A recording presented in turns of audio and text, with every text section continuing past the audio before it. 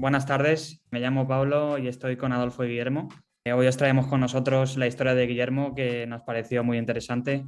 Y nada, iremos haciéndole preguntas y también utilizaremos las preguntas que nos habéis preguntado en el Instagram. Y nada, esperemos que os guste la historia de Guillermo. Adolfo, soy Resi Trauma en Suecia y colaborador también con Suemir, y tenemos hoy el gusto de presentarles a Guillermo Ferreira, que yo fui una de las primeras personas con las que contacté cuando empecé mi aventura en Suecia hace ya casi 5 años, creo. Y Guillermo es residente de último año de cardiología. Es médico investigador también en el hospital de Skövde, de la región Västra Götaland, y además cuenta con un impresionante currículum, con más de 25 capítulos de libros publicados. Tiene publicado un libro que os recomendamos a todos desde aquí con Panamericana, que está siendo un éxito en ventas en la última semana. Y bueno, dejamos también a Guillermo un poco. Yo creo que después de esta presentación, Guillermo no necesita presentarse a sí mismo. Ya puedo buscar trabajo en la Clínica Mayo. Hola, Bueno. Suidmire, un placer saludarle. Hola Pablo, Adolfo, encantado de estar aquí con ustedes y gracias por darme la oportunidad también de contar mi historia. Muy bien. Bueno, Adolfo está contando un poco quién eres, pero si quieres te damos paso a ti y nada, nos cuentas un poco, pues eso, quién eres, dónde estudiaste medicina, cuándo te mudaste a Suecia y bueno, pues cuéntanos un poco cómo empezaste la carrera profesional. Pues soy Guille, de Tenerife, y estudié medicina en Valencia. Allí conocí a mi mujer y nos vinimos juntos pues en el año 2015. En aquella época, bueno, pues no había las academias o las empresas que había de reclutamiento, no había ningún interés en reclutar recién graduados para hacer la residencia aquí, salvo si acaso psiquiatría en algunos casos concretos, pero no era nuestro interés, entonces nos tuvimos que venir pues por nuestra cuenta. Y desgraciadamente tampoco había nada similar a Suidmire, así que todo el trabajo lo buscamos nosotros y lo hicimos todos nosotros. Muy bien, o sea que te mudaste con tu mujer. ¿Tu mujer es médico también? Sí, Teresa es pediatra, ella hizo la especialidad aquí en el mismo hospital que yo, de pediatría, y ahora es residente de dermatología. ¿En qué región estáis trabajando? Estamos en Västra Götaland, es en la región donde está Gotemburgo. Muy bien. Y bueno, ¿qué os parece el sistema en general? El país, bueno, yo que soy padre antes que médico, para mí es un país ideal. O sea, yo no considero que pueda haber otro país mejor que este para crear tu familia. El estado de bienestar aquí es brutal. Entonces, partiendo de esa base, Suecia es un país espectacular que te ofrece un montón de posibilidades cuando eres padre y madre, ¿no? El sistema sanitario pues tiene también un montón de cosas positivas, y que hay cosas que son mejorables y hay otras que no son, que ya funcionan bien de por sí. Entonces, pues bueno. Sí, bueno, como prácticamente en todos los países y en todos los sistemas sanitarios, desde luego, sí. Exacto. Echamos la vista atrás un poco al Guillermo y Teresa también, que en este caso venía contigo un poco de la mano. Cuando estabais pues, a final de carrera, llegando al MIR y todo esto, ¿cuál es el contexto, cuál es la situación que desemboca a que toméis finalmente esta decisión de hacer las maletas y marcharos a Suecia? Es una buena pregunta, la verdad. Nosotros desde bastante pronto, igual segundo, tercero, ya teníamos claro que no queríamos hacer el MIR. No estábamos del todo de acuerdo, no nos llamaba mucho la atención el hecho de que una oposición determinara qué especialidad tienes que hacer el resto de tu vida, y después también nos llamaba un poco la atención el hecho de formarnos fuera, pero sobre todo lo que más nos marcó, veíamos que uno elegía plaza primero y elegía lo que quería, yo que sé, en Almería, y el otro tenía que elegir después, unos cuantos miles de números después o cientos de números, y en Almería no está esa especialidad, pues claro, ya condicionas a que el otro, por el hecho de seguirte, coja una especialidad que no es la que te interesa. Entonces valoramos mucho pues, la seguridad de poder seguir como pareja y eso la verdad que puntuó bastante. Me parece muy interesante porque ya te digo, aquí una de las diferencias más grandes que encuentro yo entre el sistema sueco y el español es la flexibilidad que tiene el sistema sueco a la hora de poder elegir la especialidad que tú quieras y sobre todo a la hora de poder cambiarte, ¿no? Luego, evidentemente, pues hay especialidades que están más demandadas, ya hay más concurrencia, pero el cambio de especialidades que es simplemente con una entrevista de trabajo, no necesitas ni un examen ni ninguna cosa parecida por el estilo, que es lo que pasa en España, ¿no? En España tú haces el examen, si sacas plaza bien, si no sacas plaza, pues a prepararte el examen otra vez. Totalmente, ya cuando nosotros tomamos la decisión de formarnos fuera, lo que hicimos fue ver qué países tenían un MIR parecido. Surgió la posibilidad de irnos a Bélgica, pero había que saber flamenco en aquella zona y a su vez hacía una especie de AT y había que entrar con un examen, entonces lo desechamos completamente. Y los otros países que nos interesaban era también un poco sistema tipo MIR. Entonces vimos que Suecia, como comentas Pablo, la forma de entrar es por entrevista y por el currículum que tengas. Y eso, pues, claro, son los méritos. Si tú has currado y has hecho ciertas cosas, pues has publicado o has trabajado, yo qué sé, si tienes un cierto bagaje profesional, todo eso lo puedes aprovechar y eso te cuenta un montón. Sin embargo, en el MIR da igual que hayas publicado el Harrison que el Farrera, o sea, no te cuenta. Y eso, pues es triste, ¿no? Porque tú te has dedicado un tiempo a eso y eso no es fácil hacerlo. Y aquí se valora muchísimo. Entonces, es genial, o sea, el hecho de que puedas entrar a un país a la especialidad que tú quieres, que tú puedas dirigir tu formación, o sea, es un auténtico lujo. Muy bien. Sí. Si pudiera mencionar así cuáles serían los aspectos o los puntos a los que más importancia se le da desde un servicio a la hora de contratar a una persona, en este caso, ¿cuáles destacaría sobre todo? Por lo que yo sé, aquí se valora muchísimo, primero, que seas buena persona, que tengas un comportamiento adecuado, pero que a su vez que seas buena gente, ¿sabes? Que seas un tío honesto, que seas honrado, que seas justo. Eso es súper importante. Después, que sepas trabajar en equipo, que no seas una persona individualista y tal. Y que tengas también esa sensación, ¿no? de que al fin y al cabo es tu segunda familia, porque pasamos un montón de horas en el hospital y ustedes lo saben. Entonces, es importante que seas una persona que crea equipo, ¿no? Bueno, pues que ayude a mejorar el equipo que hay también, ¿no? Esos dos factores humanos yo los pondría, por lo que sé, bastante alto en la escala. Después también depende mucho si te quieres ir a un hospital top como el Karolinska o al Sahlgrenska o a la Akademiska, ¿no? Que son top de investigación y entonces pues ahí van a valorar mucho que hayas publicado y que tengas un perfil investigador. Sin embargo, si te vas a un hospital pequeño o de pequeño, mediano tamaño, probablemente eso de investigación no se valore tanto porque en esos hospitales no tienen ningún servicio, ningún centro de investigación. Entonces, pues para ese sitio en concreto no te va a ayudar porque tú no vas a investigar allí, pero al que te está haciendo la entrevista ya le estás demostrando que tú tienes un perfil también diferente. Entonces, es una cosa que yo también desde aquí a los alumnos de SweetMeat les animaría a pensar un poco también que nosotros somos extranjeros, venimos de fuera, obviamente el sueco va a ser bueno, pero va a tardar en que sea bueno, y entonces nosotros tenemos que también mostrar algo que a lo mejor los suecos igual no tengan. Entonces, si a ti te falta el sueco o lo tienes, pero no es tan bueno como un sueco, obviamente no somos nativos, pero tú estás demostrando que has publicado, que has hecho tal, que no sé qué, pues eso también te va a ayudar, aunque en ese hospital no se investigue. Entonces, al final, todos esos aspectos, Adolfo, yo creo que suman. Habla de ti, ¿no? De tu personalidad, de que eres una persona que se sacrifica, que sabes llevar varias cosas a la vez. Eso es súper importante, sobre todo los primeros 6 meses que te suelen dar de prueba.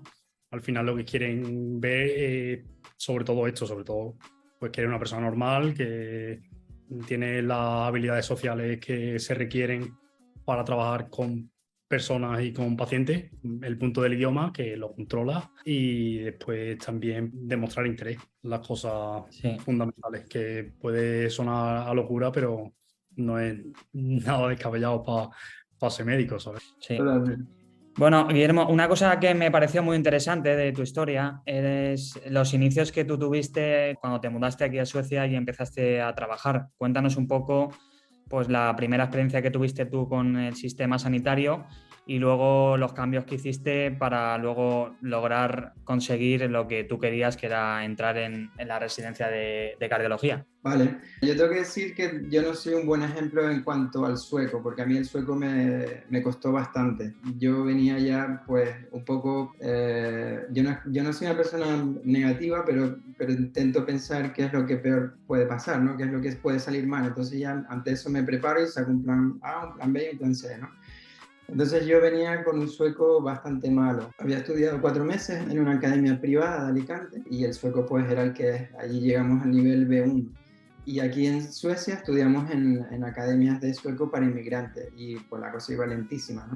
Entonces yo ya sabía que me iba a costar. Sin embargo, Teresa fue muchísimo más rápida con el sueco y ella en cuestión de 6 meses, ella nunca necesitó hacer un examen, pero en cuestión de 6 meses tenía un nivel que sería ¿cómo se dice? Un motsvarande, un equivalente al B2, ¿no? Entonces, eh, pues bueno, yo ya de entrada sabía que no me iba a ir bien. Yo desde Tenerife mandé una carta, un email al jefe de cardiología del Sahlgrenska, del hospital de Gotemburgo, y él me dijo que probara aquí en esta ciudad donde estoy ahora, ¿no? Que es Hofde. Entonces yo probé aquí y el tipo pues me dio la oportunidad de hacer una entrevista y tal. Pero yo en la entrevista no me enteré de nada por el sueco. Entonces yo ya de entrada sabía que no me iba a salir bien la cosa, que no iba a ir muy rápido, ¿no? Ya empecé en cardio en septiembre del 2015, después de estar aquí 4 meses o por ahí, y yo ya de entrada sabía que no iba a salir bien el tema. Yo estaba ahí y no me enteraba de nada. Entonces, bueno, es una cosa lo que decía Adolfo, ¿no? Que al final aquí ellos también te valoran como persona. Y entonces ellos vieron que yo pues funcionaba ahí como una lechuga porque no hacía absolutamente nada, pero por lo que fuera les gusté como persona o por lo que fuera, ¿no? Entonces el jefe me dijo, mira, vete a un centro de salud, te pones las pilas con el idioma, haces un curso que no sé si lo conocen porque no en todas las regiones se hace, pero es el Plus Program, que ahí entras y te dan sueco, no solo sueco médico, sino también muchos tips de cómo es la cultura sueca, cómo trabajar con los suecos, y es un poco una adaptación al sistema sueco, ¿no? Entonces lo hice y allí ya salías con un C1.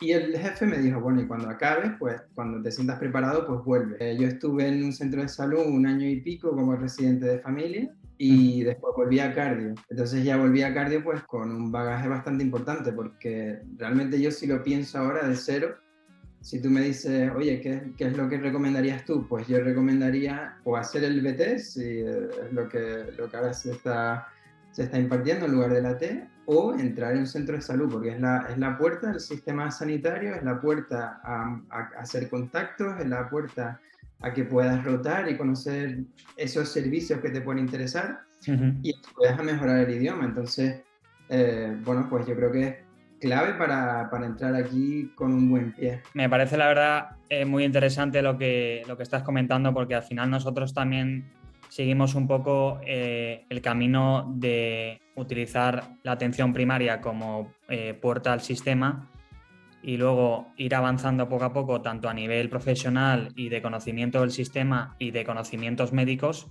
y al mismo tiempo ir mejorando en el nivel de sueco, porque al final es lo de siempre. El nivel de sueco que nosotros tenemos cuando venimos, pues es un nivel de sueco que nos permite defendernos, pero de ahí a que puedas empezar a dominar un idioma, pues el mejor ambiente que hay es la atención primaria, más que la hospitalaria. Y vamos, yo ya te digo que he seguido el mismo camino que seguiste tú. Yo estuve 1 año y 8 meses como un médico residente y luego ya di el salto a cirugía general y luego ya me cambiaba a oftalmología. Y Adolfo, yo creo que vamos, estuvo menos tiempo en el centro de salud, pero vamos, creo que siguió los mismos pasos, ¿no? Sí, yo, toda la gente que he ido conociendo en el sistema ha terminado empezando por un sitio que no es el que habrían elegido en el primer momento, y esto tampoco significa que sea algo negativo. O sea, lo que comenta de atención primaria es de una forma como el peaje que tienes que pagar. Al final en la vida, o sea, nadie te regala nada, y cuando llegas, o sea, hay chollos, no hay en ningún sitio. Al que esté viendo esto porque se crea que Suecia es un chollo, que lo vaya quitando. Porque después, al final, empezar en un sitio nuevo, tienes que adaptarte al sistema, tienes que aprender unas costumbres, tienes que aprender un método de trabajo. Y ese peaje, como digo, lo tienes que pagar de alguna forma. Y una forma estupenda de aprenderla es dedicar X meses, un año, incluso más tiempo en atención primaria, que al final es la base de la medicina. La gran diferencia con el sistema hospitalario es el tiempo de trabajo de tu poder salir de una consulta, traerte a una enfermera y decir, eso lo hemos hecho todo, o sea, decir, mira, no entiendo nada absolutamente de lo que me está diciendo este paciente.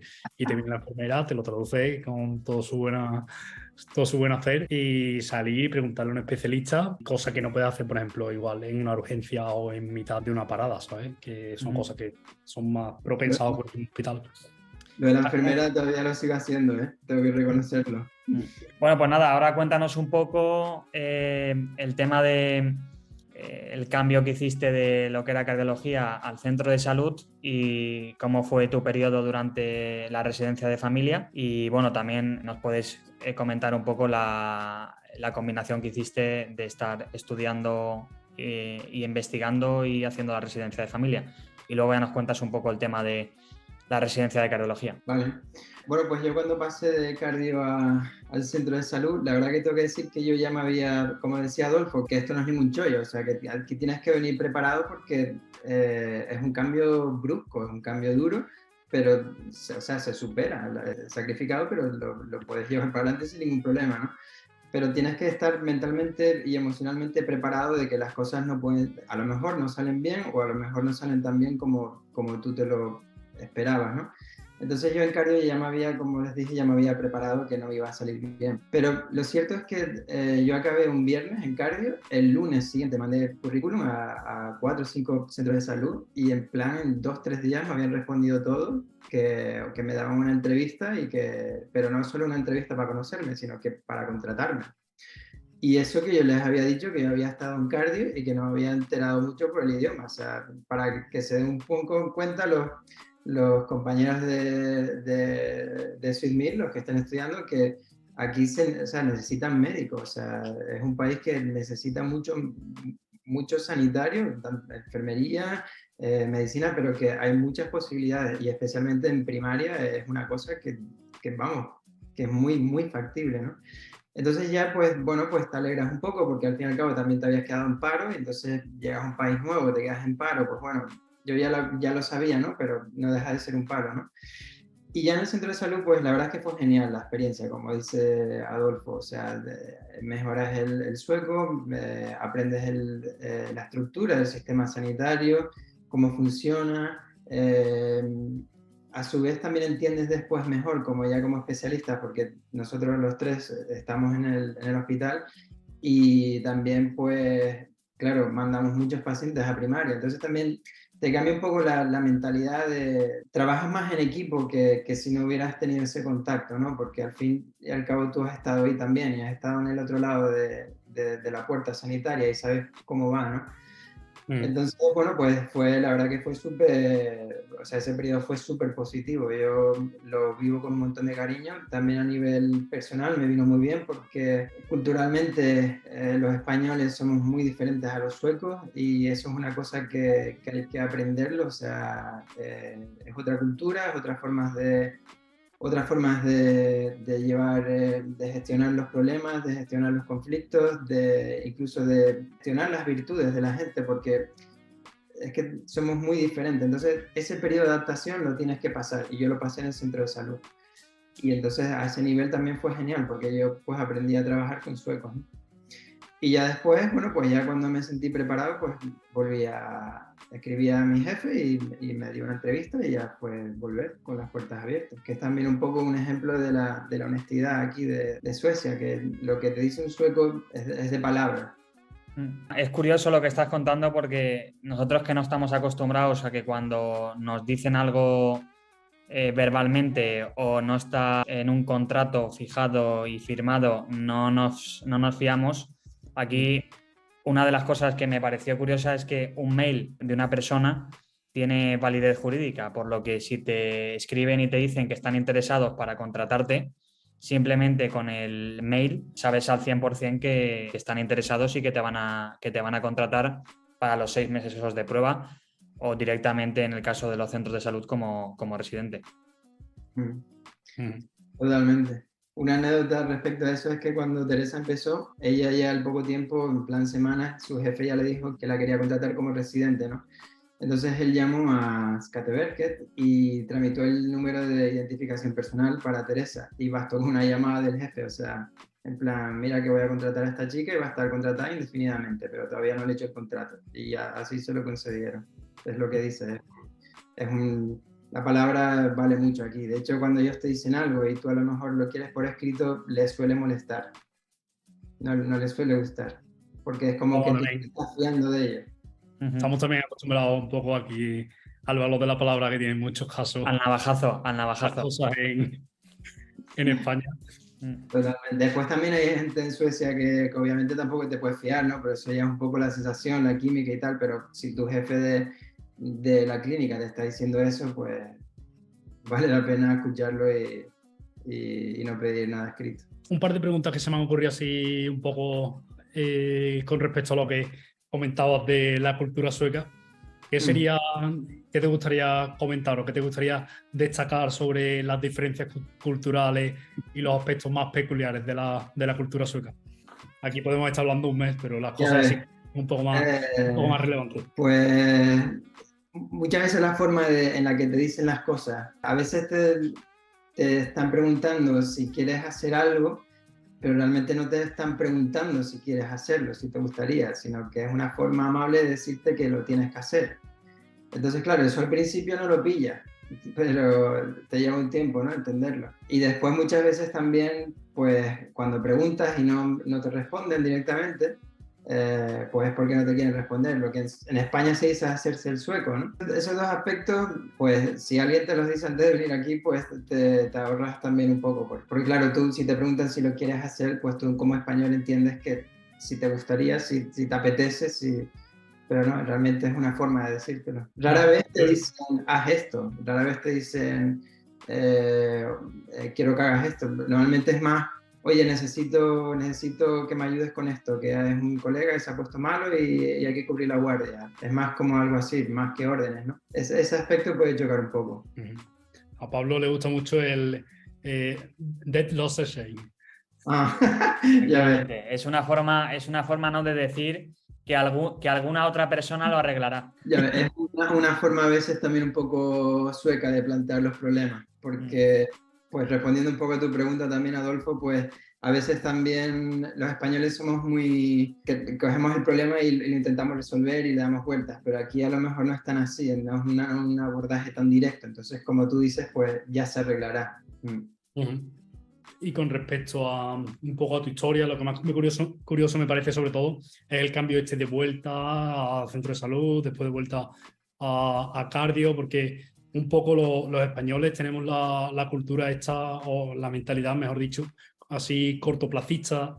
Y yo, por ejemplo, al principio, y muchos compañeros se comparaban pues con la gente que había terminado la universidad a la vez que ellos, y era pues ya voy un año por detrás, o van a terminar la especialidad en 2 años y yo estoy empezando. Y ahora la sigo teniendo en cierta forma, trabajo en ello, pero como que me está mejorando mucho ver cómo se plantean las cosas en Suecia y en los países nórdicos también. También influye, por supuesto, las condiciones laborales que tienen allí, el tema de poder plantearte una familia pues, relativamente temprano en la vida, pero yo sobre todo una de las cosas que más aprecio de la cultura que hay allí. Totalmente, es que en España, si te das cuenta, si analizas el sistema educativo español, siempre es así. Siempre tienes el objetivo, la ESO, la pasas, bachillerato, la PAU, la carrera, y la carrera desde que empiezas es el MIR, o sea, no hay otra alternativa. Ahora ya sí que es más tarde, pero nosotros cuando nos vinimos era como un poco, ¡guau, qué locos! Se van a Suecia, porque en esa época eran especialistas los que eran reclutados, los que venían. Y de hecho la familia de Teresa tiene un montón de médicos y era, vamos, fue un choque pero absoluto, ¿no? Entonces es un poco el plan de España, es que es así, o sea, tú acabas la carrera y tú tienes que hacer el MIR, tú no te puedes plantear irte un año a Sudamérica como hacen muchos suecos que se van 6 meses a viajar porque si tú dices, no, es que si no hago el MIR ahora, me desconecto, o es que después me cuesta más estudiar, pero no, o sea, al final tienes que plantear la vida, y a mí lo que estás diciendo me gusta un montón también de los suecos, que bueno, ellos tienen un objetivo, pero no es es más a largo plazo. Exacto. Ese también es una diferencia cultural bastante importante, y de hecho, bueno, ya lo verán los alumnos de SWIMIR cuando vengan aquí, que serán de los más pequeños del hospital, porque los residentes, muchos empiezan la residencia con 30 y pico, 30 y largo, o incluso después de X años, pues se cambian a otra especialidad y empiezan otra especialidad con 40 y pico años, o sea, es que te lo puedes permitir también. Perfecto, me parecen unas anotaciones de lujo. La última con respecto a la cultura, el manejo de problemas. ¿Nos puedes contar algo más con respecto a eso? ¿Cómo se... ahora me sale eso en sueco. Huntera en sueco.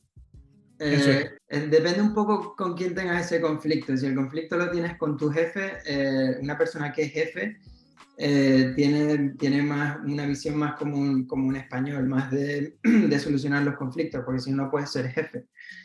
Entonces, con un jefe igual sí que puedes hablar más de tú a tú, más directo. Oye, mira, tengo este problema, o yo qué sé, mira, un ejemplo, estoy haciendo un montón de guardias, creo que hago más guardias que mis compañeros, me gustaría buscar una solución.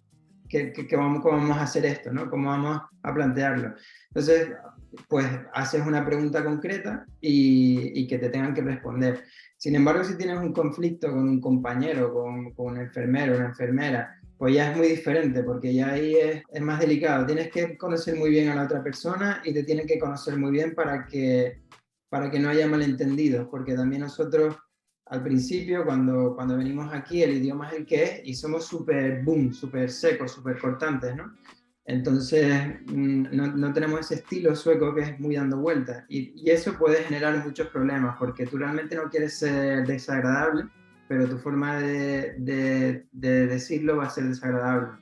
Entonces, mi consejo también es, como hay un dicho en España, ¿no? Es mejor estar callado y parecer tonto que abrir la boca y despejar las dudas, o algo así. Es como, pues, ser humilde y de entender que esto es un proceso y estar tranquilo, o sea, todo se aprende. Y si no sabes algo, pues no respondes o dices, pues lo tengo que pensar, o mira, no lo sé. Pero los conflictos dependen muchísimo de la persona que tienes delante, pero muchísimo. Hay personas a las que no le vas a poder decir nada, nunca. Y luego también una de las cosas o de los aspectos más positivos del sistema es que yo no conozco a nadie que el sistema no le haya proporcionado la oportunidad para formarse en la especialidad que uno quiere. Luego sí que es cierto que dependiendo de las especialidades, pues te costará entrar más o menos. No sé si vosotros tenéis algún conocido que no haya conseguido entrar en la especialidad que él quiere. Y ya te digo, la única que se me escapa es cirugía plástica. El resto yo conozco a gente que nada, que ha estado pues eso, un par de años intentándolo y al final le han dado la oportunidad. Yo creo que sí, depende. El tema es que Adolfo dijo la clave al principio, o sea, esto no es ningún chollo, aquí no puedes venir pensando que vas a hacer plástica o que vas a hacer cardio de entrada o derma, porque es un poco, si lo piensas como en España, las especialidades más demandadas son más o menos las mismas, entonces ahí tienen muchísimo más donde elegir. Mi jefe prácticamente recibe solicitudes para una plaza prácticamente a diario, y es un hospital, la clínica es importante, es grande, pero el hospital es mediano grande quizás.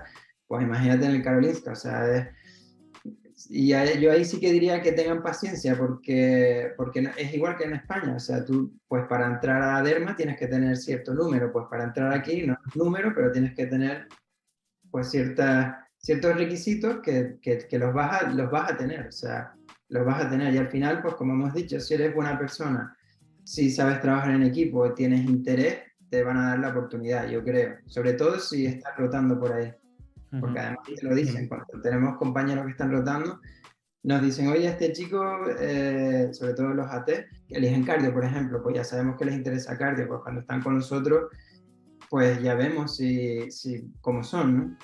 Entonces ya, pues, tú se lo dices al jefe, pues mira, he trabajado con este chico y ha ido genial, es una joya, pues ya se sabe. Los contactos también, el boca a boca. Exacto. Yo creo que la clave en todo esto, que va un poco por la línea que tú comentas, es al final tienes que tener un poco de suerte, como todo, estar en el momento adecuado y en el sitio oportuno, pero va un poco enfocado a cuánto tiempo quieras tú dedicarle y cuánto tiempo quieras aguantar para hasta que llegue esa oportunidad, porque la oportunidad tarde o temprano se va a plantear. Sí. Y también Es importante porque eso en España no pasa. En España la oportunidad no se genera por sí sola, se genera a través de un examen teórico y que se valora, pues eso, otro tipo de capacidades y competencias. Yo ahora que estoy haciendo, por ejemplo, oftalmología, me acuerdo cuando me hice el MIR, en el MIR te preguntaban 3 preguntas de 250 de oftalmología. Entonces, claro, cuando tienes un sistema que también tiene sus partes positivas, es un sistema bastante objetivo y te dan, pues eso, una cifra numérica y ahí no juega el factor subjetivo de que le pueda gustar más o menos a un jefe de servicio, por ejemplo. Pero sí que es cierto que si a ti no se te da bien ese sistema y no puedes acceder de otra forma, bypaseando lo que es el MIR, pues la oportunidad en España no se te da. Y eso es muy importante puntualizarlo porque aquí, aunque tardes 2 años o 2 años y medio, pues accedes a especialidades que en España son muy caras de acceder. De hecho, es súper interesante lo que dices, Pablo, porque además tú si tienes una entrevista planeada para un lunes y tú pierdes el tren, pues tú llamas y dices, oye, que he perdido el tren, ¿lo hacemos más tarde o nos vemos en otro día? Y te dirán, vale, pues nos vemos otro día. Si tú pierdes el tren para el MIR, tú tienes que esperar un año. O sea, o tienes un dolor de cabeza brutal, o te ha pasado algo chungo y quieres retrasar la entrevista, pues no te juegas tu futuro a un solo momento. Aquí hay más momentos, ¿no? Hay más momentos. Pues mira, este chico no sabe leer las placas de toras, pero los tags los lee súper bien. Voy a aprender a leer placas de toras. Pero para dormir tienes que saber leer placas de toras y tag, ¿no? Entonces, eso es un punto súper interesante también de que, bueno, pues el MIR tiene sus ventajas y sus inconvenientes. Yo tengo un respeto profundo y una admiración por los que hacen el MIR. Yo no lo hice nunca ni lo quise hacer, pero bueno, es una ventaja la que hay aquí en Suecia que yo considero que es enorme con respecto a cualquier oposición. Pues nada, cuéntanos un poco, Guille, la estructura de la residencia de cardiología y bueno, las diferentes rotaciones que tenéis que hacer y luego también los diferentes cursos que tenéis que hacer para conseguir lo que es la especialidad de cardiología aquí en Suecia. Vale, pues cardio tradicionalmente siempre ha sido como nefro, neuro, que tenías que hacer interna primero. Desde el 2015 no es obligatorio. Sin embargo, muchos hospitales suelen pedir todavía que hagas interna y cardio. Me motivaron a hacer las dos, pero yo motivé que solo quería hacer cardio y me lo concedieron. Entonces yo solo estoy haciendo cardio. Entonces los rotatorios que tenemos, que antes eran comunes, antes eran más largos, porque obviamente al hacer interna estás más en esos servicios, ahora son mucho más cortos. Sí que es verdad que aunque hay un programa más o menos definido, puede variar mucho de hospitales a otros, porque al final la clínica está formando una persona con cierto interés. Si la persona que están formando, ellos saben que quieres hacer ablaciones o estar más con catéter o tal, pues a ellos a lo mejor les interesa que tú tengas un perfil más de ese estilo. A lo mejor no les interesa tanto que estés 6 meses rotando por nefro, ¿no? Entonces, bueno, pues es un poco variable en función de los intereses de la clínica, pero en mi caso, por ejemplo, yo he tenido que rotar por infección, que fueron 2 meses y pico, creo, nefro, cerca también de 2 meses, neumo, un mes, sí. UCI, estuve en torno a 3 meses, 3 y pico, casi 4 en realidad, que es súper importante cuando haces cardio aquí, porque nosotros trabajamos un montón con UCI. Y medicina interna. Y en medicina interna fue bastante, mucho en la planta, pero también en consulta de diabetes y en consultas de trastornos de la coagulación. Y en neuro también roté, perdón, neuro en la unidad de ictus sobre todo. Esos son más o menos los rotatorios establecidos. Después tú estás siempre rotando en urgencias, por lo que tú echas muchas horas en urgencias y eso es desde que empieza la especialidad hasta que acabas, ¿no? Has comentado que el programa de la especialidad es un poco flexible dependiendo de de lo que la clínica necesite, pero entiendo también que habrá ciertas rotaciones que serán obligatorias y habrá un Sí, mínimo de meses que deberéis rotar por cada especialidad, ¿no? sí, exacto. Esos rotatorios que he dicho son los básicos, los obligatorios. Y lo que tienes que rotar es más o menos un año, cuando solo haces cardiología. Después tú puedes rotar, por ejemplo, en una unidad de trasplante. Tú también puedes elegir un poco, elegir y a su vez que te lo van a poner. Que estés en una unidad de insuficiencia cardíaca o cosas de estas. En nuestro hospital es que, como dije, el servicio es bastante grande y entonces lo tenemos todo y no tenemos que rotar. Después, obligatorio dentro ya de la especialidad, pues estar en fisiología cardíaca, donde haces pruebas de esfuerzo, las ecos, donde haces toda la valoración de los Holter y todas estas cosas, ¿no? Ujú. Y eso, más que un tiempo definido, es más bien una cuestión de competencia. Cuando tú has hecho, se suele decir más o menos que tienes que saber hacer, para hacer una eco bien, con todas las, o sea, con palabras mayúsculas, pues más o menos son en torno a 100 ecos que tienes que hacer.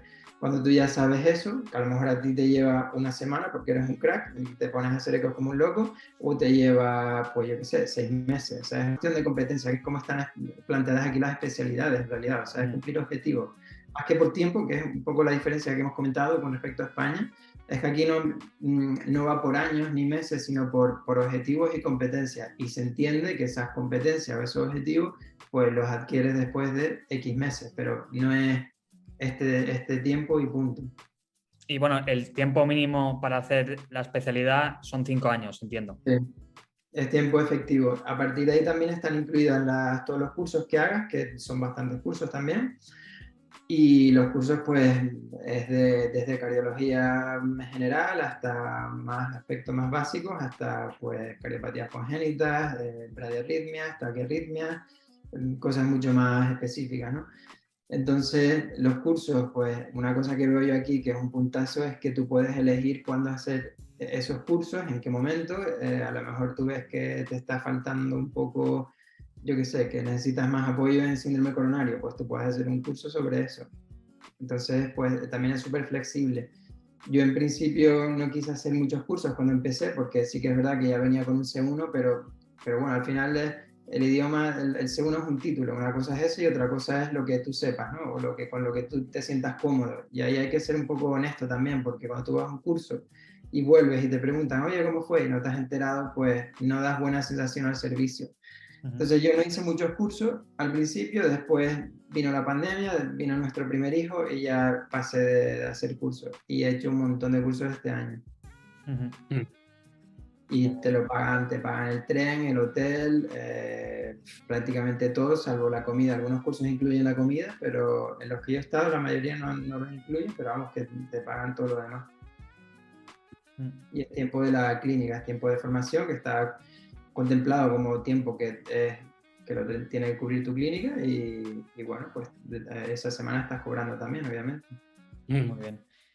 Y bueno, cuéntanos un poco también, porque tú eres investigador, cuéntanos un poco cómo compaginas el tema de la residencia con el tema de investigar y cuéntanos también un poco a qué te has dedicado a investigar y las publicaciones que has realizado.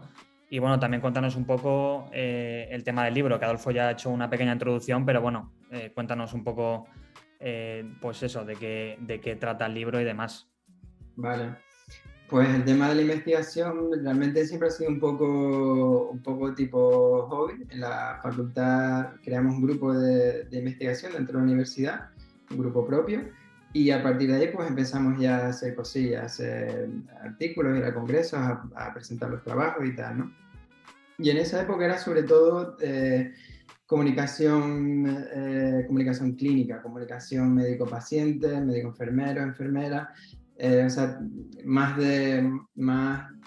sobre este tema de comunicación, un poco también de métodos, metodologías didácticas. Eso fue más durante la carrera. Después, cuando vine aquí, seguimos un poco en esa línea, pero seguía siendo un poco tipo hobby, que yo, pues bueno, no estaba en ningún grupo incluido, sino que tenía colaboraciones con unos con otros. Después, pues, he participado con varias revistas que me envían artículos también para revisarlos y dar mi opinión.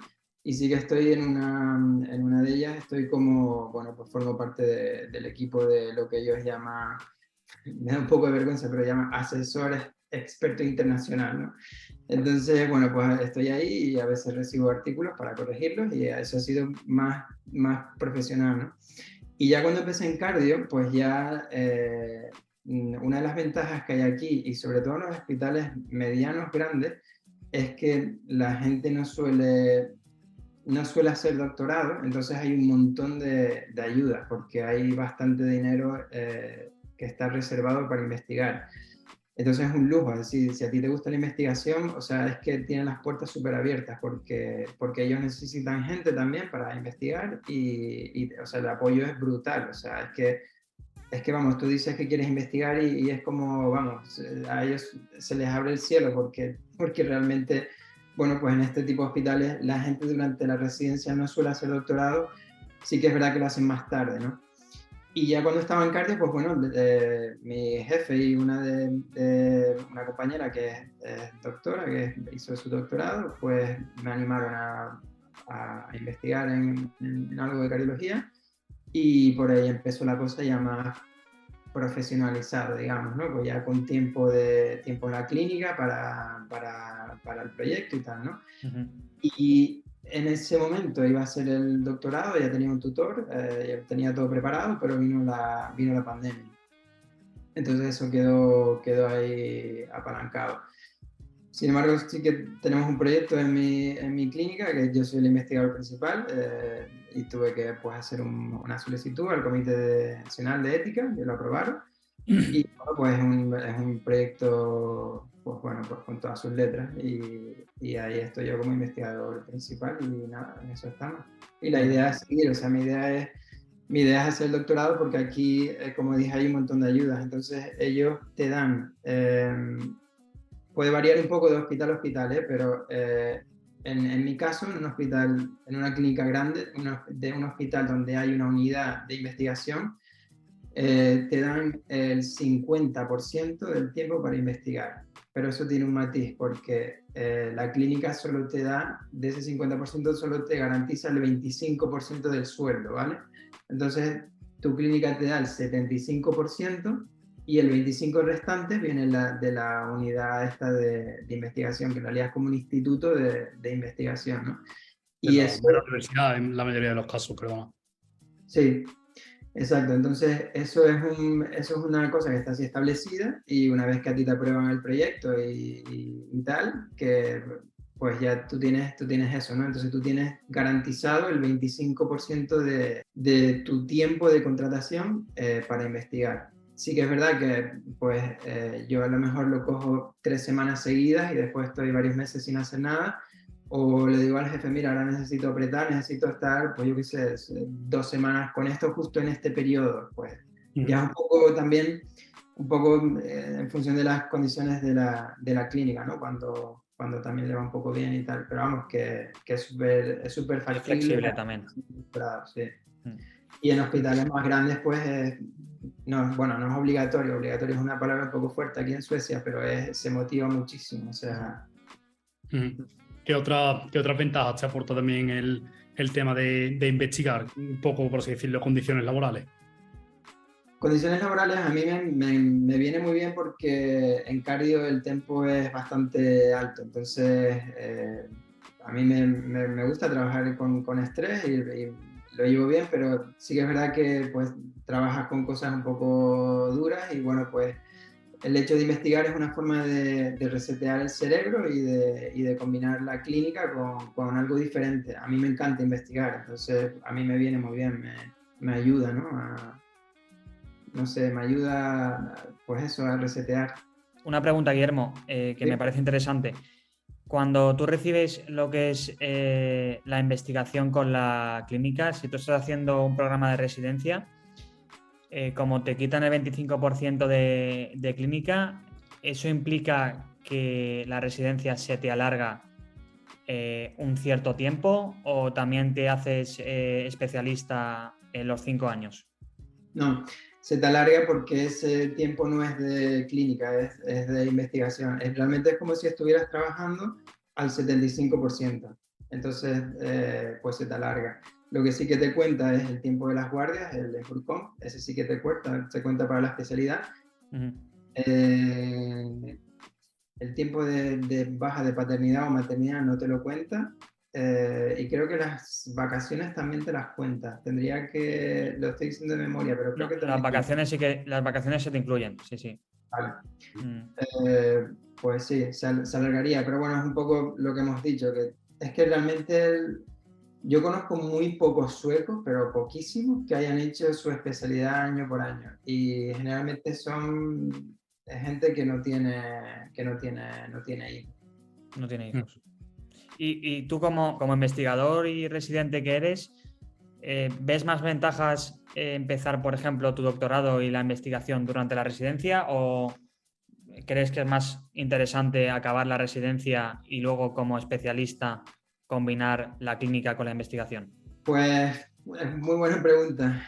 Yo creo que en mi caso ya llevaba investigando bastante tiempo, pero yo creo que necesitas un poco de bagaje, ¿no? De conocer tu especialidad, también de conocer dentro de tu clínica qué unidades te pueden gustar más o menos, con qué personas tienes más afinidad que con otras.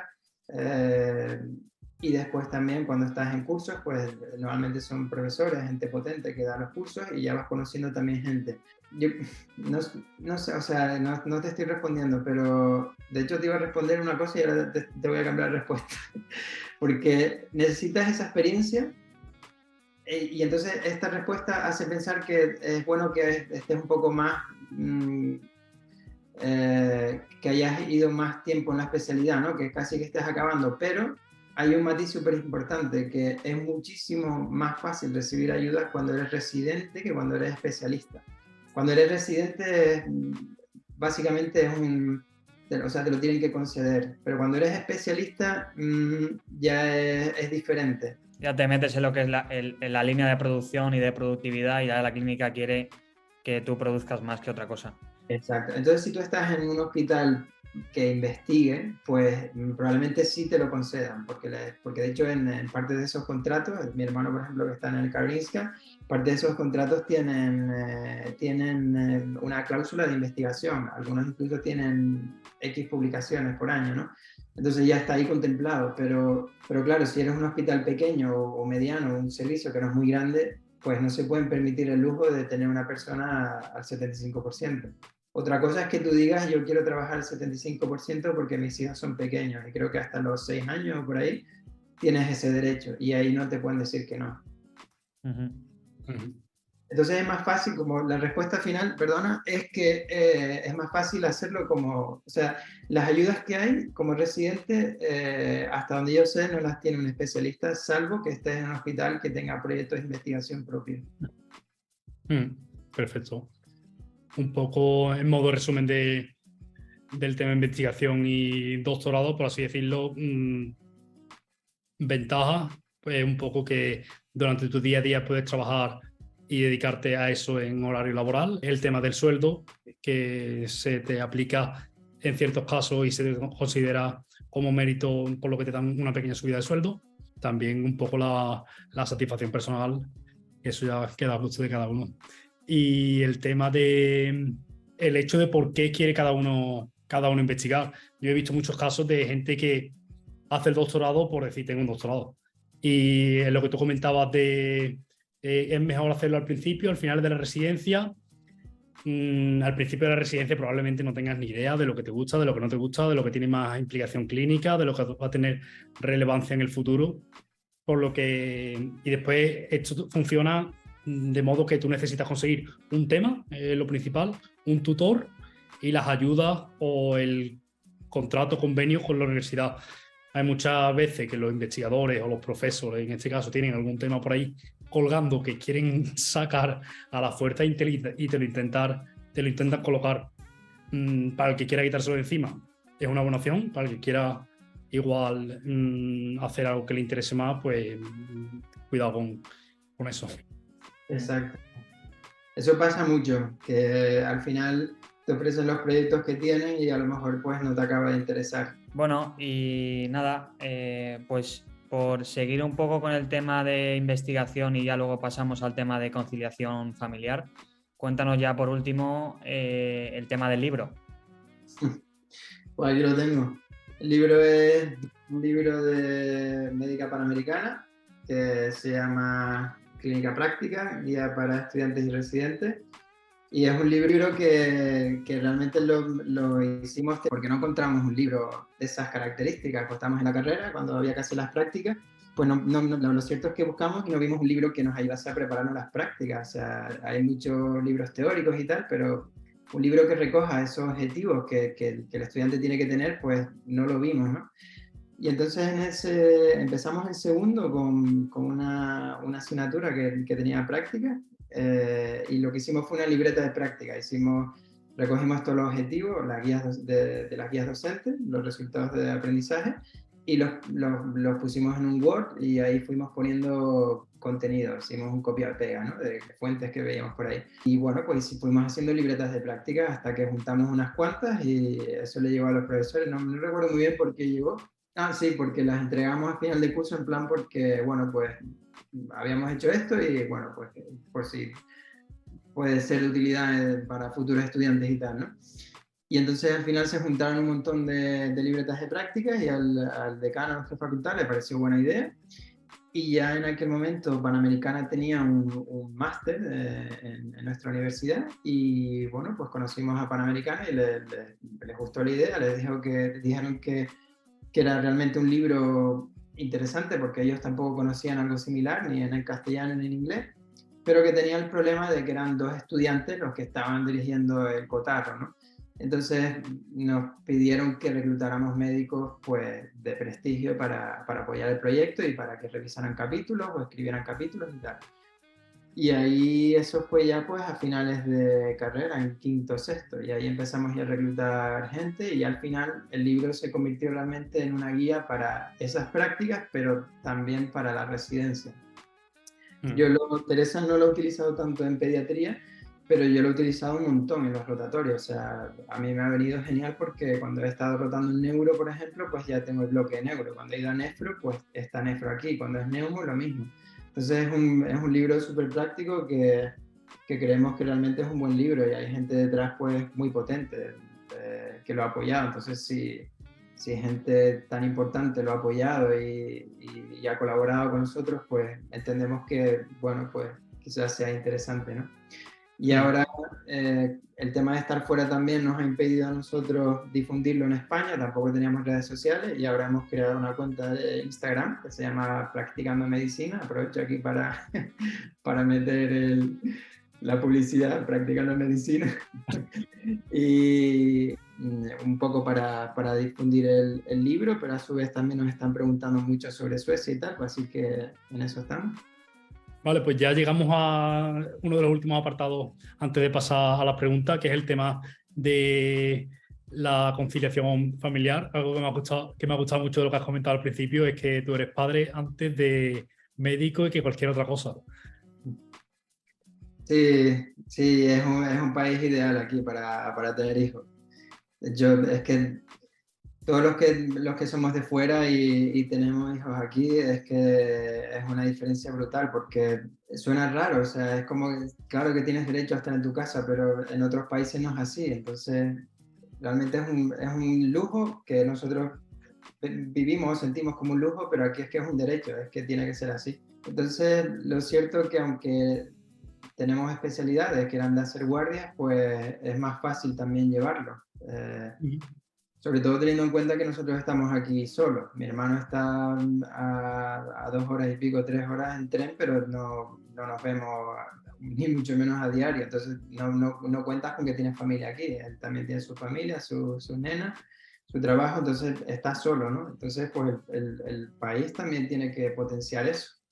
Los suecos son bastante independientes, entonces no tienen ese sentido de pertenencia que tenemos los españoles y se mudan mucho y entonces pues no están cerca de la familia tampoco. Entonces el Estado debe favorecer que tu unidad familiar pues funcione y para eso pues se hacen esos derechos, ¿no? Y desde luego una de las mayores ventajas que vemos de estar aquí por encima de la flexibilidad de la residencia, de poder acceder a la plaza que quieres, que es obviamente un puntazo, o sea, es brutal.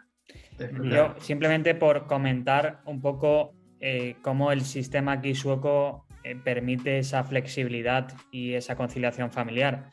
¿Qué es lo que se ofrece a un médico que es padre o a una pareja de médicos que son padres? Que tú, por ejemplo, yo empiezo a trabajar ahora, la próxima semana, y yo he estado en casa desde que nació nuestro segundo hijo, que fue a mitad de marzo. O sea, yo estaba aquí en casa y yo ahora me incorporo, y yo me incorporo al 50%. O sea, yo trabajo solo, voy a trabajar por las mañanas y voy a estar así un mes. Y después, pues voy a estar libre los lunes y los viernes, que es cuando el nene no está en la guardería. Y eso, pues, un poco te lo planteas tú como tú quieres. ¿Cómo funciona un poco el Foreldra Ledighet o la baja por maternidad o paternidad? Resume así un poquito cómo es la estructura, el salario durante ese tiempo, los días, Sí. otras posibilidades si el hijo o la hija se pone enfermo. Pues la baja de paternidad de maternidad es una baja común, realmente. Tú tienes un límite de días que creo que son 485, creo. Nosotros como médicos realmente nunca los utilizamos todos porque utilizamos Burcom. Entonces te da un poco igual cuántos haya porque tienes tiempo que has trabajado en la guardia, que lo puedes coger de ahí, ¿no?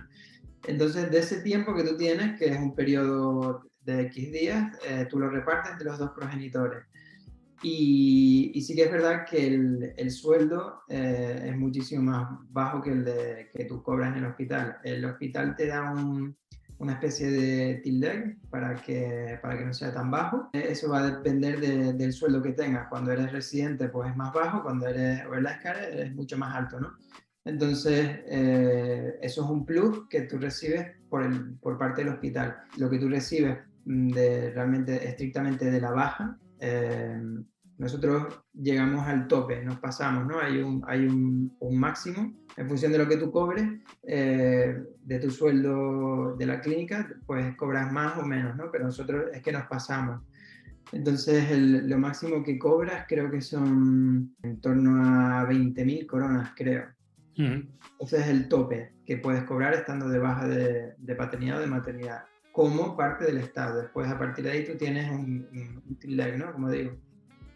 Hay una serie, después un poco más complicado, porque hay una serie de días que tú los puedes cobrar al 100%, y otros días que prácticamente no cobras nada. Aún así, tú puedes sigues estando de baja. Entonces, hay un límite que tú los puedes cobrar al 100%, y otros que no cobras prácticamente casi nada.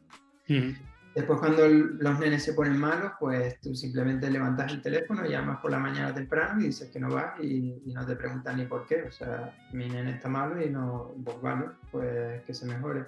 Un sistema que está totalmente fuera de lo que es la baja de maternidad, entiendo yo. Sí, claro, eso es aparte, eso no se contempla como baja de paternidad o maternidad, sino va por otro sitio. Es lo que se llama el cuidado del niño enfermo. Y ese día te lo pagan de otra forma, pero sí que es verdad que la clínica ese día te lo descuenta, pero te lo paga por el otro lado después de Kringskassa, ¿no? Pues muy bien, nos parece muy interesante. Además, nosotros podemos asesorar en el tema de la residencia médica, pero como padres de momento no tenemos mucha experiencia, así que a lo mejor contactamos más adelante para que nos hagas un máster de conciliación familiar aquí en Suecia. Solo hay que ponerse. Bueno, y ahora nos gustaría hacer una serie de preguntas que nos han estado preguntando los seguidores de Instagram. Y bueno, nos las puedes ir contestando poco a poco. Hay muchas de las preguntas que ya nos has comentado, ¿no? De cómo funcionaba y tal. Pero bueno, vamos a ir leyéndote preguntas y bueno, tú vas contestando lo que te parezca correcto. La primera que me gustaría hacer es de Julia González y nos pregunta cómo fueron tus primeros días en Suecia, qué tal la mudanza y las impresiones iniciales. Vale, pues hola Julia. Los primeros días fueron un choque absoluto porque veníamos de Tenerife con 20 y pico grados, llegamos en marzo y había nieve. Entonces, claro, yo de hecho había visto la nieve 4 o 5 veces en toda mi vida. Fue la verdad que fue bastante romántico por aquello de venir de las Canarias a la nieve, ¿no?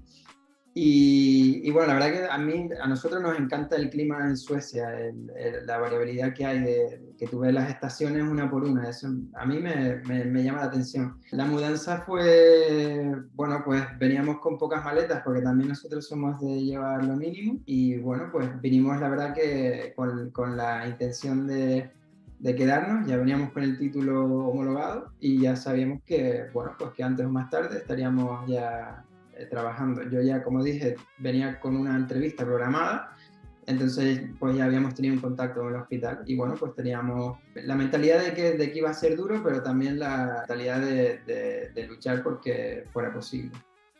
Muy bien. Vale, pues ahora te pregunto una pregunta que nos hace Vicky Cano Gil. Hola, estoy en tercero de medicina y quiero irme a Suecia. ¿Qué me recomiendas?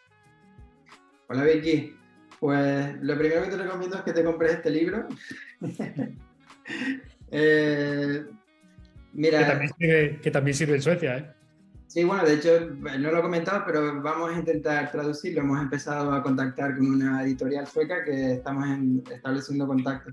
El caso es que en Suecia, ahora ya con el BT no tanto, pero lo cierto es que aquí durante muchos años han hecho muchísimas horas prácticas, ¿no? Entonces, muchísimas más que en España.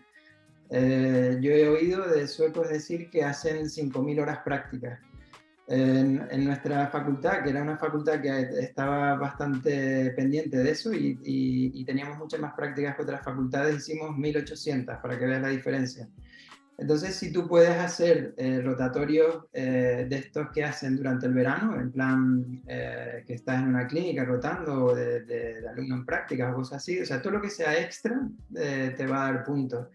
Después, si tienes la oportunidad de empezar a investigar, si te gusta la investigación, pues también es algo que te va a aportar, obviamente. Y por supuesto el sueco, o sea, el sueco es indispensable. Otra pregunta de Marian. Proceso para hacer la residencia en cardiología. Esto ya lo has comentado antes, pero bueno, para hacer un pequeño resumen rápido de cómo se accedería y luego Vale. lo que es la especialidad. Pues nada, se accede a través de una entrevista, te dan un periodo de prueba, varía mucho del hospital y la región, pero generalmente es en torno a los 6 meses cuando estás en una plaza de residente. Y en ese periodo, en el momento en el que ya ven que funciona, pues te ofrecen ya la plaza, ¿no?, de residente. Y todo lo que has hecho hasta ese momento te lo convalidan. Si no funciona, también rápidamente te lo dicen, no esperan a que se haga el periodo, ¿no? Entonces, bueno, pues empiezas por ahí en un periodo de prueba. Sí que es verdad que tiene mucho respeto por ponerte en posiciones que tú puedas abordar. No te van a poner de entrada en urgencias, controlando las paradas, porque saben que no lo vas a saber gestionar. Y entonces, pues ellos tienen cuidado con dónde ponerte, ¿no? Y bueno, siempre tienes un tutor de tu clínica, que tienes tutorías y bueno, pues a partir de ahí ya lo que comenté, la estructura de los rotatorios obligatorios y los cursos. Muy bien, pues ha sido un resumen bastante rápido y bueno de cómo funciona aquí la residencia. Luego tenemos otra pregunta de Fran Pastrana, que es también alumno nuestro de Solmir. Y nada, pregunta posibilidades de docencia durante la residencia. Ya lo hemos comentado también. Vale, Fran, ¿qué pasa? Mira, de docencia tienes un montón de posibilidades porque la mayoría de los hospitales de mediano tamaño reciben estudiantes de las universidades. Entonces, tú en el servicio siempre vas a tener a cargo algunos estudiantes, tanto en la planta como cuando estés rotando en urgencias. O sea, los estudiantes en Suecia son una pieza fundamental y se les trata con un montón de cuidado y de respeto, porque es gente que tú quieres mostrarle que tu servicio, tu hospital funciona, que se interesa por la formación. Entonces, porque es una forma de reclutamiento, ¿no? Si tú funcionas bien y les explicas y tomas tu tiempo y tienes paciencia y tal, pues ellos estarán contentos, ¿no? Entonces, posibilidades de docencia, muchas. Y después siempre tienes también los cursos de los AT, los seminarios de los ATs, que ahora serán BTs, pero bueno, que puedes también participar y dar seminarios dentro pues de lo que quieras. Yo qué sé, pues cómo leer un electro, pues les das un curso, porque esta gente tiene programados dentro de ese periodo de formación, tiene programados horas formativas. O sea, hay muchas posibilidades y la docencia aquí es súper importante. Yo, nada, incluir a la respuesta que nos has dado que uno de los requisitos para todo residente, independientemente de que sea de cardiólogo o traumatólogo, como es Adolfo, o yo como oftalmólogo, tenemos lo que es un MOL que dice que es obligatorio que los residentes tengan un papel docente durante la residencia. O sea, que es como si dijéramos un criterio básico para poder hacerse especialista. De hecho, tú tutorizas también a los AT o a los BT, o sea, tú eres tutor de esa gente. Como decís, hay un montón de posibilidades. Al final, incluso en la universidad, hay residentes que se encargan de dar parte de una asignatura, todos los cursos de los AT, todos los cursos de los estudiantes, que es uno de los puntos favorables del sistema, de que la forma de acceder sea por entrevista, que el propio servicio, la propia clínica, el hospital, se tiene también que vender de puertas hacia afuera. A todos les gusta ser atractivo para tener muchos solicitantes, mucha gente que quiere trabajar allí y al final poder, en cierto modo, elegir a los que ellos pues, consiguen. Vale, aquí tenemos otra pregunta de Laura Vives. ¿Qué hay que hacer para acceder al doctorado y cuáles son las condiciones del trabajo? Hola Laura, pues ya lo comenté también, tienes muchísimas posibilidades, se prima mucho que investigues, que hagas el doctorado, se potencia y bueno, pues tienes un tiempo exclusivo para investigación que la clínica te permite y que te lo dará cuando la clínica le venga bien también, pero vamos que es súper factible. Muy bien. Otra de Martín, ¿ayuda para poder escribir y publicar artículos? ¿Existe la posibilidad de recibir ayuda? Por ejemplo, en el caso de la estadística, hay opción a tener estadísticos. En el caso de búsqueda bibliográfica, hay opción a que haya gente que te ayude a ese tipo de soporte que en una investigación es bastante importante, porque al final nosotros somos médicos y no somos... En tu caso, tú eres investigador también, pero por ejemplo en el mío, pues me pierdo mucho en el tema de la estadística y la búsqueda bibliográfica. ¿Existen ayudas? Sí, o sea, yo honestamente nunca he tenido ayudas para nada de eso porque era muy tipo hobby, aunque íbamos publicando y tal, pero era bastante hobby. Pero ahora que estoy desde que estoy en el hospital, tenemos un servicio dentro de este instituto de investigación que hay gente que se encarga de la estadística, entonces tú le das los datos y te lo gestiona. Además, está genial porque tú necesitas una persona neutral fuera de la investigación que haga esos resultados, si no, pues te pueden achacar que los has manipulado, sí. Exacto. Entonces, bueno, pues claro, hay un montón de ayudas y dentro de estos institutos también hay personas responsables de eso, de obtener información de todo esto. O sea que si estás en un hospital que tiene un instituto de investigación, vas a tener ayuda. Nosotros que trabajamos en un hospital universitario, conocemos de primera mano que hay posibilidad de recibir ayudas tanto de estadística como de búsqueda bibliográfica. Y es una parte, o sea, es como si dijéramos una parte de la universidad, una rama de la universidad que pues une pues, los investigadores que están trabajando con parte clínica con la gente que se dedica a docencia. Y bueno, nosotros aquí en Örebro la verdad es que es bastante fácil porque la Universidad de Ciencias y de Medicina está integrada en lo que es el campus del hospital, por lo que sí que existe ese tipo de colaboraciones. Otra pregunta que me parece interesante porque siempre hemos hablado de la posibilidad de ser investigador durante la residencia, pero una pregunta que nos hace César nos pregunta si hay programas específicos de residencia e investigación. Hola César, pues tendrías que irte a hospitales grandes que tengan proyectos de investigación y que sea un puesto muy específico para eso en concreto, que quieran un residente y que haga el doctorado. Yo desde luego no los conozco, porque realmente, o sea, tú tienes la oportunidad de investigar como residente, entonces no se abren esas plazas específicas para la residencia y hacer el doctorado, porque es que es algo que puedes hacer igualmente. Entonces no, yo no lo conozco, incluso por mi hermano y tal, no conozco que haya programas de ese estilo, porque aquí, como te digo, se fomenta. Sí, exacto. No es algo que te vayan a incluir en el contrato de primera mano, sino que tú después lo puedes añadir y hacerlo de forma combinada y paralela, como nos has contado. Lo que sí que hay es, por ejemplo, el AT y el BT, que hay a veces que sacan plazas de AT con posibilidad de investigación o BT con posibilidad de investigación, que suele ser los hospitales universitarios y tiene una duración un poquitín más larga, ahora no sé cuánto es, pero son un par de meses más, 3 o 4 meses más como mucho, y durante ese AT o ese BT vas preparando lo que son las bases de tu proyecto de investigación para seguir con el doctorado durante la residencia. La otra ventaja de eso es que si terminas y haces el PhD, el doctorado durante la residencia, te acortan 6 meses este periodo de 5 años. Eso es algo interesante que me enteré yo hace poco.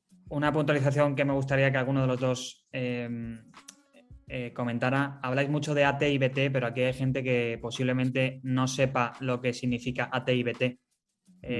¿Podríais resumir en un sí, corto periodo de tiempo qué es AT y BT? Pues es simplemente un periodo pre-MIR, es el periodo que está antes de empezar la residencia, donde ya ellos han acabado la carrera y están trabajando, no como médicos, porque todavía no son médicos hasta que no acaben ese periodo, pero es un periodo previo a la residencia. Ya están cobrando, ya tienen sus guardias y son completamente independientes. Obviamente preguntan y consultan, como hacemos todos, pero sería un periodo pre-MIR. Muy bien, muchas gracias, Guillermo. Otra pregunta de Never Ending Study, una cuenta de Instagram. ¿Es posible hacer el doctorado siendo ya especialista de medicina de familia? Sí, es posible, pero como comenté, es más difícil que te lo concedan. Tienes que encontrar un centro de salud que esté asociado a un instituto de investigación. En mi ciudad, precisamente, hay un instituto donde hay muchos médicos de familia que investigan muchísimo.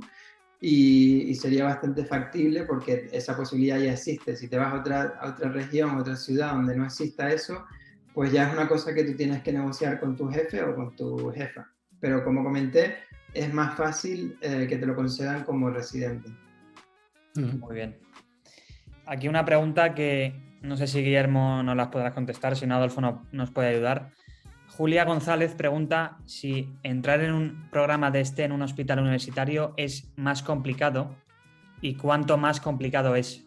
Yo diría que sí, o sea, dependiendo de la especialidad, yo te diría que sí. Ahora, si es una especialidad que no está muy demandada, pues da igual. Pero si es una especialidad demandada, yo diría que sí, porque tiene más demanda. Después es curioso porque tienen sueldos más bajos que otros hospitales.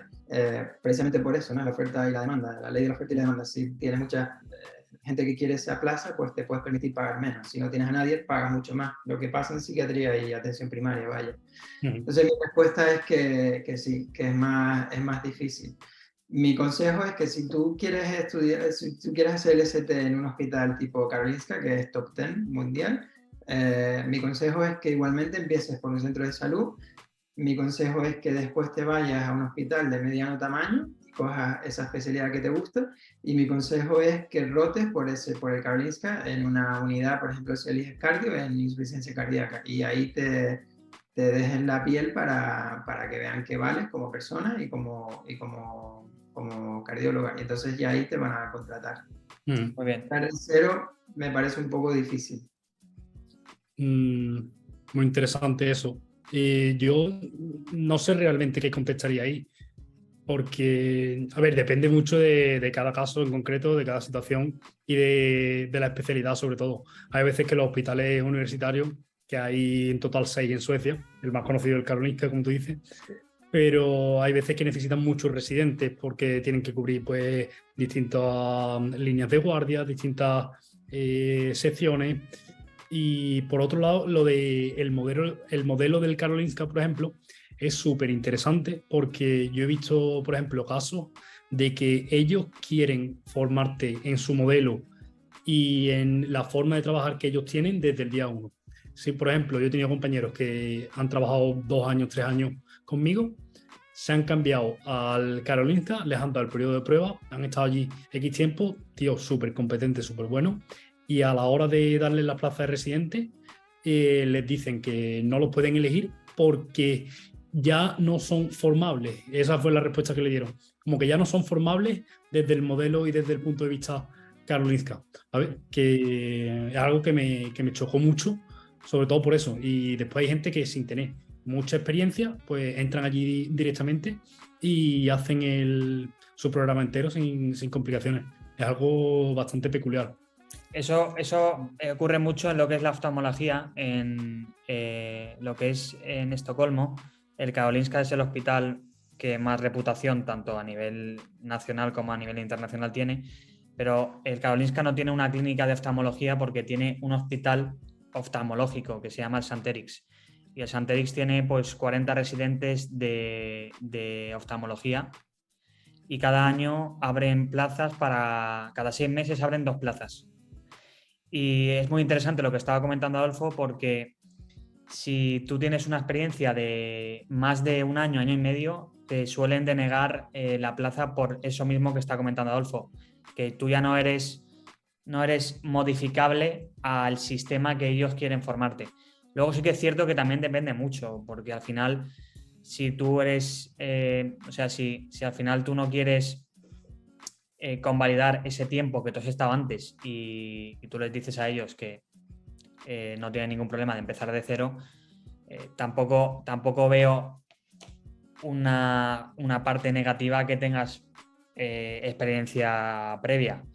Y de hecho creo que lo de la experiencia previa es una cosa negativa solo en esos 2 casos específicos, porque en el resto es lo que más van a valorar. Por supuesto.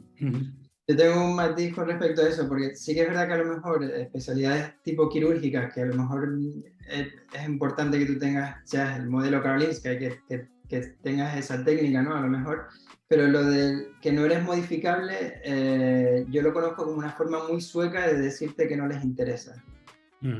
No sé si serán los casos, probablemente no, porque dice que era una persona muy competente y tal. Pero cuando yo he oído esa frase que no es modificable, cuando hemos traído especialistas para nuestra clínica y tal, cuando de cara al exterior, al resto de la clínica se explica que esa persona no puede funcionar, es porque la respuesta es que no es modificable, que es como que no. También puede ser. Entonces no sabría decirte, pero sí, y en las especialidades que tienen las especialidades quirúrgicas probablemente sea muy así, la verdad, porque al final pues, también ellos tienen sus técnicas y tal, pero en otras que son más, por ejemplo, en nefro, no vería inconveniente. Muy bien. Pasamos a la siguiente pregunta. Sara Sánchez pregunta, posibilidades de hacer cirugía plástica aquí en Suecia. Pues te has ido, Sara, me dijiste, ¿no? Sí. Sí. Te has ido, Sara, pues igual que en España está súper demandada. Entonces aquí realmente, hasta donde yo sé, exigen un doctorado, exigen o la especialidad de cirugía general o como mínimo 3 años. Entonces, pues es muy complicada. Un apunte al tema de esta pregunta es que también aquí hay ciertas especialidades y una de ellas es cirugía plástica que solo se pueden realizar en hospitales universitarios, por lo que ya no es una cuestión de cuántas personas estén interesadas en hacer esa especialidad, sino de que la oferta que hay es una oferta muy reducida y por lo tanto lo hace mucho más complicado. Pero yo ya te digo, cirugía plástica es la única especialidad que no tengo a ningún conocido que pueda dar una opinión que tenga cierta validez. Es simplemente lo que he escuchado yo. Y es un poco lo que comentabais, que se requiere, pues eso, tener un doctorado, tener un avanzado de cirugía general o ser especialista, pero bueno, al final es lo de siempre, es estar un poco en el momento adecuado que necesiten pues esos residentes y que tú estés preparado para ello. Exacto. Vale, seguimos con otra pregunta de Not for Fantasy, ¿Cómo funciona el tema de la vivienda en Suecia? Es uno de los problemas más conocidos de Suecia históricamente. O sea, Suecia ha crecido mucho y de hecho la vivienda no ha crecido tanto. Y es un problema muy conocido. O sea, el tema de la vivienda, te vas a ciudades de mediano tamaño y están construyendo un montón de edificios porque necesitan vivienda. Entonces es un tema complicado la vivienda, sobre todo para alquilar, para comprar no tanto. Comprar y vender es bastante fácil, pero alquilar es muy complicado. Tenemos información en nuestra página web de cómo funciona el tema de la vivienda y también si la gente está realmente interesada en venirse en lo que es la página de la Embajada de España en Estocolmo, hay una sección también que explica un poco cómo funciona el tema de la vivienda aquí en Suecia y las formas que hay de Hyresrätt, Bostadsrätt y todas estas formas de alquilar o de comprar una vivienda que en España no existen. Pero bueno, no vamos a profundizar porque podríamos estar aquí una hora. Paso con la siguiente pregunta. Ya nos quedan solo esta y otra más. Vale. Aida Bravo pregunta que cuándo se cobra bruto de residente y cuándo se cobra bruto de especialista. Vale, pues hola Aida, pues mira, el sueldo varía mucho de una especialidad a otra y de hospital a hospital y de región a región, pero yo te puedo decir en mi hospital, el residente de cardiología de primer año, que empieza este año, serían 49.000, 50.000 coronas, más o menos. El especialista que acaba y firma el contrato de especialista este año, en 2023, son 73.000 coronas. Y a ver, la escala, que es el adjunto que está por encima del adjunto, sería, creo que son 82, 83 también. Pero bueno, eso es muy variable dependiendo del hospital en el que estéis y de la residencia. Pero sí, más o menos, pues para hacernos una idea, es lo que cobra. Las tres últimas preguntas que solemos hacer un poco para finalizar sería, si volvieses atrás al momento en el que decidiste elegir el camino de Suecia y sabiendo lo que sabes hoy, te volvieses a plantear este reto, ¿tomarías aún así la misma decisión? Por supuesto. Por supuesto. Y si no, ahora sé mucho más y sé mucho más sobre Noruega, por ejemplo, pero si no sería Suecia, sería Noruega. O sea, por supuesto que sí, haría el mismo camino, desde luego. ¿No pensáis en volver? No. Vivimos muy al día y de momento estamos muy contentos aquí y nos da todo lo que necesitamos y realmente no pensamos en volver. Qué bien. Las tres cosas positivas que destacarías más de todo este proceso de residencia, estilo de vida y tu situación actual. Pues primero el crecimiento personal que hace al irte a otro país, adaptarte el idioma, todo eso es algo súper enriquecedor que se te queda y el tema de la resiliencia también, que es súper importante como médico, como médica. O sea, que el crecimiento personal lo veo yo como un aspecto súper positivo. Después el tema de la unidad familiar, que aquí es súper importante. Y como aspecto también a nivel profesional es que tú puedes elegir, entre comillas, la especialidad que quieras hacer, con todos los matices que ya hemos comentado. Y que ahí, o sea, aquí se apuesta muchísimo por la formación, porque el residente esté bien formado y el residente es una pieza fundamental de las clínicas. O sea, es brutal el respeto que se tiene por el residente y a ver, trabajamos porque que nadie venga aquí pensando que aquí se cobra dinero sin hacer nada. El programa MIR en España funciona muy bien, está muy bien formado, pero la flexibilidad que tienes aquí es una ventaja brutal. Aparte que te puedes ir subespecializando también a medida de que vas haciendo la residencia, o sea que ese aspecto es súper importante también para mí. Genial. Si sabiendo en aquel día que empezaste todos los costes, tanto en tiempo como en dinero, hubieses tenido la posibilidad de contratar un servicio como el que se ofrece desde SUESMIR, con curso de idioma y con ayuda en el asesoramiento y en todo este tema, ¿qué habrías hecho? ¿Y qué es lo que te parece lo que se ofrece desde SUESMIR y este proyecto? Pues hombre, yo creo que el tema de que ofrezcan el pack, que asesoramiento e idioma, me parece que es un puntazo. O sea, cubre los dos pilares que necesitas para venir aquí. Uno es el idioma, es fundamental, pero después también necesitas mucho de conocer reglas no escritas, de todas estas cosas que solo sabes cuando llevas ya aquí unos cuantos años viviendo. Entonces, si te adelantan todo eso, pues ya llevas mucho camino recorrido, ¿no? Entonces, esa combinación me parece ideal, por supuesto. Por supuesto, o sea, la gente puede pensar que a lo mejor es un lujo, yo qué sé, si te pones a prepararte el MIR con CTO o con otra academia, también o sea, es una inversión económica. Entonces, es un poco donde decidas tú invertir en tu futuro. Si tú quieres invertir en el MIR, pues obviamente en el MIR en España, pues obviamente tienes X academias. Si tú quieres invertir en el MIR en Suecia, pues SweetMIR obviamente es una vía que es muy beneficiosa. Entonces ya no es tanto lujo, sino es una vía que te va a venir muy bien para prepararte el idioma y la otra parte que la necesitas.